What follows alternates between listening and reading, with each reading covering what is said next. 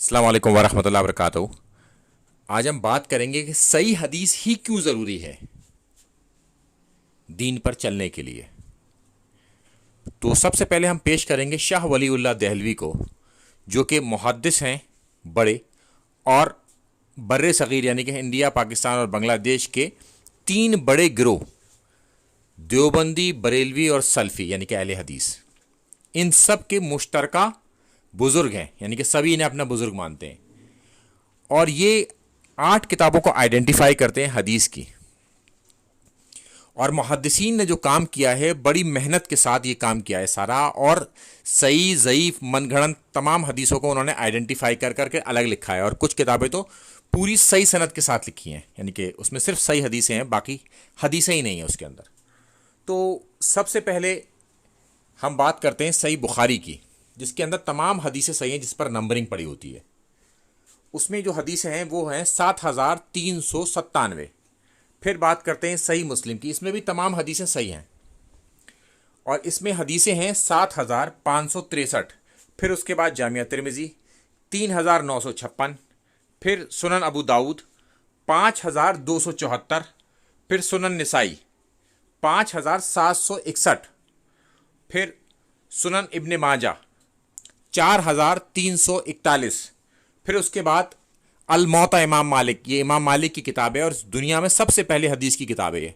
اس میں حدیثیں ہیں 1720، اور مسند احمد، ان تمام کتابوں میں سب سے بڑی کتاب ہے مسند احمد، یہ امام احمد بن حنبل کی کتاب ہے، وہ بڑے محدث تھے، اور اس میں حدیثیں ہیں 27647، اور ان سب نے کام کیا ہے کہ صحیح اور ضعیف حدیثوں کو الگ الگ کر دیا ہے۔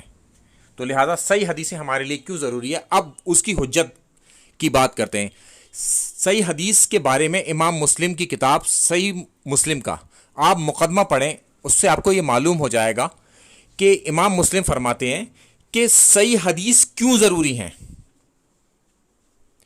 اور صحیح حدیث کیا ہمیں کم پڑ رہی ہیں دین پر چلنے کے لیے، جو ہم غیر صحیح کی طرف جا رہے ہیں۔ وہ لفظ استعمال کرتے ہیں غیر صحیح، یعنی کہ ان حدیثوں کے بارے میں جن کی بہت ساری کیٹیگری ہیں، ان میں کچھ نہ کچھ کمی پائی جاتی ہے، تبھی وہ غیر صحیح بن جاتی ہیں۔ اگر اس میں کوئی کمی نہ ہوتی تو وہ صحیح ہوتی، کمی ہونے کی وجہ سے ہی وہ غیر صحیح ہے۔ اب اس میں بہت ساری کیٹیگری ہیں، تو اسی بنا پر وہ اپنے اس مقدمے کو جسٹیفائی کرنے کے لیے آلموسٹ 100 حدیثیں لائیں، اور اس میں سے 4 موٹے موٹے طور پر یہاں پر آئیڈینٹیفائی کی گئی ہیں کہ سب سے پہلے اللہ کے رسول صلی اللہ علیہ وسلم نے بیان کیا کہ اگر کوئی شخص اللہ کے رسول صلی اللہ علیہ وسلم پر جھوٹ باندھے، یعنی کہ ان کی طرف سے ایسی بات کہے جو انہوں نے نہیں کی، تو پھر وہ اپنا مقام جہنم میں دیکھ لے، یعنی کہ اس کا مقام، اس کا ٹھکانہ جہنم بنے گا۔ اسی لیے صحیح حدیثیں بہت ضروری ہیں، من گھڑت جھوٹی ضعیف حدیثیں سے اس لیے ہمیں بچنا چاہیے کہ پھر ہم کہاں دیکھیں گے اپنا مقام؟ جہنم میں۔ اگر ہم کہیں غلطی سے کوئی حدیث بیان کرتے ہیں اور بتاتے ہیں کہ صاحب یہ حدیث ہے، تو ساتھ میں ہم یہ ضرور بتائیں کہ یہ حدیث ضعیف ہے یا صحیح ہے، یا کم سے کم اتنا کر لیں یہ حدیث غیر صحیح میں سے ہے۔ اگر ہم کچھ نہ جانتے ہوں اور صحیح نہ ہو تو یہ بتاتے ہیں یہ غیر صحیح ہے، صحیح حدیث نہیں ہے۔ تو اس میں عافیت ہے بچنے کی، کسی بھی حدیث کو بغیر جانچے پرکھے ہم نہ بتا دیں کسی کو کہ یہ ایسے ایسے حدیث ہے۔ اگر حدیث بتا رہے ہیں تو اس کے بارے میں بھی ہم بتائیں کہ یہ حدیث صحیح ہے یا غیر صحیح۔ یہ موٹے موٹے طور پر امام مسلم کا مقدمہ پڑھ لیں کسی بھی صحیح مسلم کی کتاب سے، تو آپ کو پتہ چل جائے گا کہ صحیح اور غیر صحیح میں کیا فرق ہے۔ پورا مقدمہ اسی پہ کھڑا ہوا ہے ان کا۔ پھر دوسری حدیث اس میں آئیڈینٹیفائی کی ہے کہ کسی شخص کے لیے جھوٹا ہونے کے لیے یہی کافی ہے کہ وہ سنی سنائی بات کو آگے بڑھا دے، یعنی کہ اس کی بغیر تحقیق کرے ہوئے، یعنی کہ ایسا شخص جھوٹا ہے۔ مثال کے طور پر میں نے اپنے بزرگوں سے کوئی بات سنی، وہی میں نے اپنے بچوں کو بتا دی بغیر تحقیق کرے ہوئے، تو پھر میں کیا ہوا؟ جھوٹا ہوا۔ تو وہ شخص جھوٹا جو سنی سنائی بات کو آگے بڑھا دے۔ پھر اس میں تیسری بات جو آپ کو معلوم ہوگی کہ کچھ لوگ ایسے ہوں گے آخری دور میں، اللہ کے رسول صلی اللہ علیہ وسلم نے فرمایا کہ جو ایسی حدیثیں تمہیں سنائیں گے نہ تم نے سنی ہوگی نہ تمہارے باپ داداؤں نے،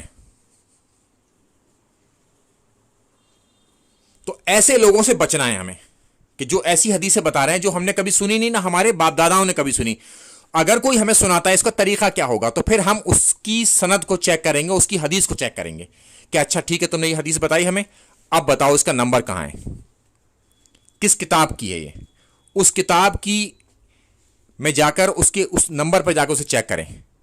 और बड़ा आसान तरीका है, इस वक्त इस्लाम 360 ऐप को अपने मोबाइल में डाउनलोड करें, हदीस का नाम लिखें, उसका नंबर लिखें, फौरन हदीस आपके सामने सही सनद के साथ, ज़ईफ है जो कैटेगरी है फौरन आपके सामने आ जाएगी, तो आप उसे आइडेंटिफाई कर सकते हैं।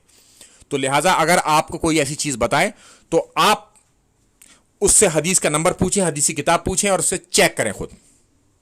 और इसमें चौथी और बहुत ज़रूरी बात कि कुछ लोग ऐसे होंगे या शैतान कुछ इंसानी शक्ल में आएगा और लोगों को हदीस बयान करेगा, बाद में लोग कहेंगे कि एक शख्स था जिसने हमें यह हदीस बयान करी मगर उसके बारे में पता नहीं।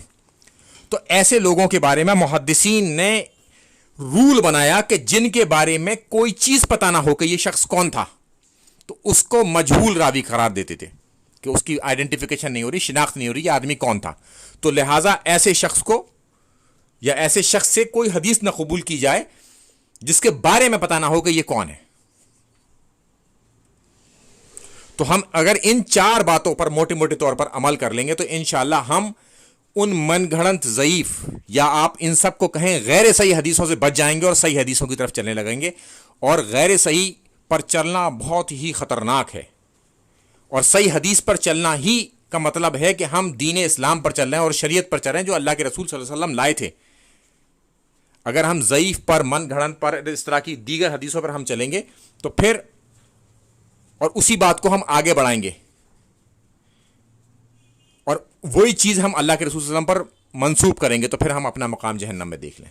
तो लिहाजा बड़ी ख़तरनाक बात है, हम सबको बचना चाहिए इससे। तो मैं उम्मीद करता हूँ कि ये 4 दलीलें काफ़ी इंपॉर्टेंट होंगी। इन चारों बातों को याद रखें ज़रूर, जब भी कोई हदीस सुने या किसी को सुनाए तो तहकीक कर लें।